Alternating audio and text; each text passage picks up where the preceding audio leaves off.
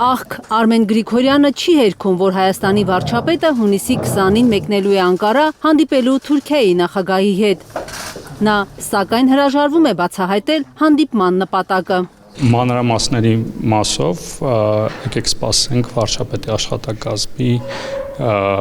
կոմունիկացիային, նրանք բոլոր ձեր հարցերին կպատասխանեն։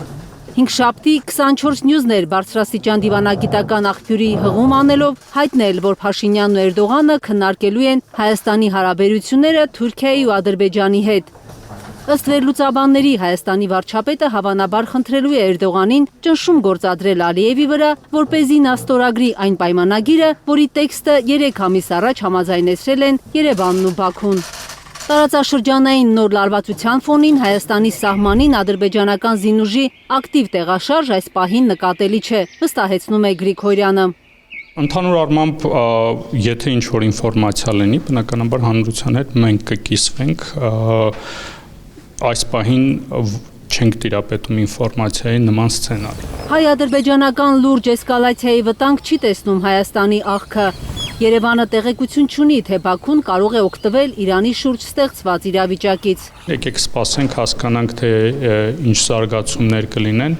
Անվտանգության խորհրդի քարտուղարի կարծիքով Հայաստանի սահմանամերձ գյուղերի ուղղությամբ ադրբեջանական կրակոցների նպատակներից մեկը կարող է լինել միջազգային հանրության ուշադրությունը խաղաղության պայմանագրի շուրջ ձեռք բերված հաջողություններից շեղելը։ Կարող է այլ նպատակներ էլ ունենալ,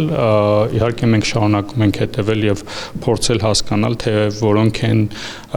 այդպիսի քայլերի նպատակը։ Վերջին ամիսների կրակոցների մասին Հայաստանն Ադրբեջանին տեղեկություններ է փոխանցել, առաջարկել հետաքննել միջադեպերը,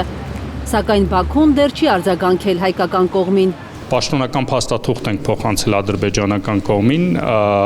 որոշակի քննարկումներ ենք ունեցել ադրբեջանական կողմի հետ, իդեպ ադրբեջանական կողմին նաև մենք խնդրել ենք դետալներ մեզ փոխանցեն միջադեպեր ըստ իրենց